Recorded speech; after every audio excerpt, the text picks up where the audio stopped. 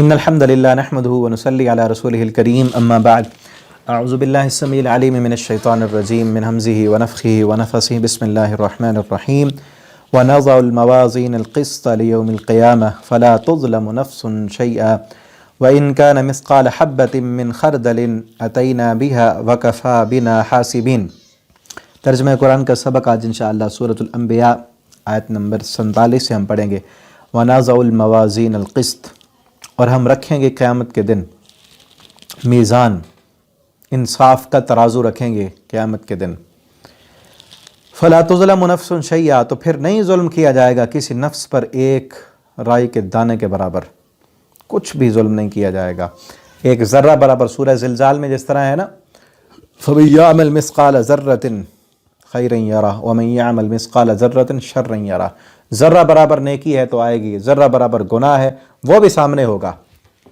اور میزان اتنا بڑا، قیامت کے دن جو میزان ترازو اعمال کے تولنے کے لیے رکھا جائے گا وہ اتنا بڑا ہے کہ ساتوں آسمان ساتوں زمینیں، ایک حدیث میں آتا ہے نا، ساتوں آسمان اور ساتوں زمینیں میزان کے ایک پلڑے میں رکھی جائیں، دوسرے پلڑے میں لا الہ الا اللہ کو رکھا جائے تو یہ کلمہ لا الہ الا اللہ ساتوں آسمانوں اور ساتوں زمینوں سے بھاری ہو جائے گا۔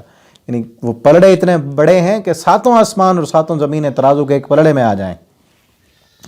اور اتنا بڑا ترازو، دنیا میں جو بڑے ترازو ہوتے ہیں وہ چھوٹی چیز کا وزن نہیں کرتے، لیکن وزن جو ہے وہاں ایک معمولی سا مچھر کے پر کے برابر، ایک ذرے کے برابر، جو ذرہ نظر نہیں آتا مائکروسکوپ سے دیکھا جاتا ہے، اتنی بھی اگر نیکی ہے تو وہ بھی سامنے، اتنا بھی گناہ ہے تو وہ بھی اس کو تولے گا اور اس کا وزن کرے گا۔ اور وہاں جو وزن ہوگا وہ مجسم چیزوں کا نہیں، بلکہ چیزوں کی ظاہری حیثیت کا نہیں، ان اعمال کے جو نیتیں ہیں ان کے حساب سے وزن ہوگا۔ مثلا ایک کھجور کا دانہ، ایک کھجور جو ہے صدقہ کی ہے کسی نے، اللہ اس کو پال پال کے اتنا بڑا کرتے ہیں کہ جب میزان ترازو میں رکھا جائے گا وہ پہاڑ کے برابر ہو چکی ہوگی۔ اور سبحان اللہ کہنے سے آدھا ترازو بھر جاتا ہے، نبی کریم صلی اللہ علیہ وسلم فرماتے ہیں۔ سبحان اللہ الحمدللہ کہنے سے پورا بھر جاتا ہے، سبحان اللہ کہنے سے آدھا، الحمدللہ کہنے سے پورا بھر جاتا ہے۔ تو اس ترازو کو بھرنے کے لیے نبی صلی اللہ علیہ وسلم نے فرمایا سبحان اللہ و بحمدہ سبحان اللہ العظیم۔ یہ جو دو کلمے ہیں یہ زبان پر بڑے ہلکے ہیں، لیکن میزان ترازو میں بڑے بڑے بھاری ہوں گے۔ ان کلمات کو پڑھیں اور کوشش کریں، فکر اس بات کی کریں کہ قیامت کے دن ہمارا نیکیوں والا پلڑا بھاری ہو جائے۔ سورۃ القاریہ میں اللہ تعالیٰ نے فرمایا نا، فَمَن يَعْمَلْ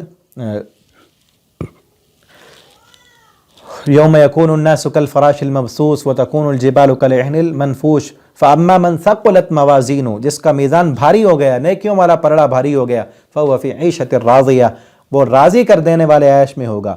اور جس کا نیکیوں والا پلڑا خفت موازین، جس کا میزان ہلکا ہو گیا، نیکیاں کم ہو گئیں، رائی کے دانے کے برابر نیکیاں کم ہو گئیں، تو وہ فَأُمُّهُ حَاوِيَةٌ، وہ جہنم میں ڈال دیا جائے گا۔ ٹھیک ہے نا، اللہم ثقل موازین۔ تو وہ اعمال کریں، وہ نیکیاں کریں، جو نیکیاں میزان کو بھاری کر دینے والی ہیں۔ اللہ تعالی ہمیں وہ عمل کرنے کی توفیق دیں۔ ان کان مثقال حبۃ من خردل اتینا، اگر کسی نے ایک رائی کے دانے کے برابر بھی نیکی کی ہوگی ہم اسے لائیں گے۔ وکفی بنا حاسبین، اللہ فرماتے ہیں ہم کافی ہیں حساب لینے کے لیے۔ وَلَقَدْ آتَيْنَا مُوسَىٰ وَهَارُونَ الْفُرْقَانَ، اور دی ہم نے موسیٰ اور ہارون علیہ السلام کو فرقان، واضح دلیل، حق اور باطل میں فرق کرنے کی جو ہے وہ فرقان عطا کی، وضیان، اور روشن کتاب، وذکر للمتقین، اور ذکر ہے اس میں، نصیحت ہے متقین کے لیے، پرہیزگاروں کے لیے۔ الذین یخشون ربہم، وہ جو ڈرتے ہیں اپنے رب سے، بالغیب، غیب میں، وہم من الساعۃ مشفقون، اور وہ قیامت کے دن سے بھی ڈرتے رہتے ہیں۔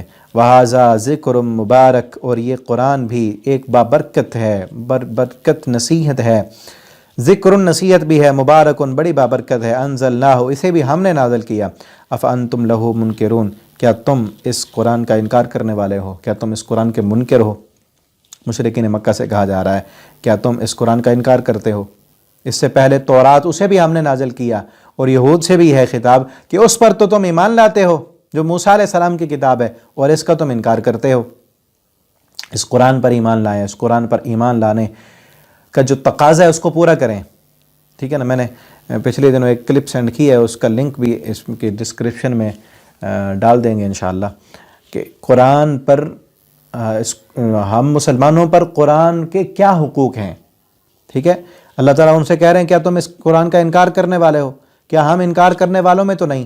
ہم سب مسلمان مانتے ہیں کہ یہ قرآن اللہ کی کتاب ہے اور یہ قرآن ہماری کتاب ہے، تو اس کے کوئی حقوق بھی تو ہیں نا. کیا حق ہیں؟ 5 حق ہیں بنیادی، اور اس کو میں نے وہاں پہ بیان کیا ہے. آپ اسے سنیں اور ان کو پورا کریں کہ اس قرآن کے 5 حق کیا ہیں. ان حقوق کو پورا کریں گے تو دنیا و آخرت میں کامیاب ہوں گے. اگر وہ قرآن کے حقوق نہیں پورے کریں گے ہم، تو دنیا و آخرت میں ہم ذلیل و رسوا ہوں گے. اللہ تعالی ہمیں عمل کی توفیق دیں. والسلام علیکم ورحمۃ اللہ وبرکاتہ.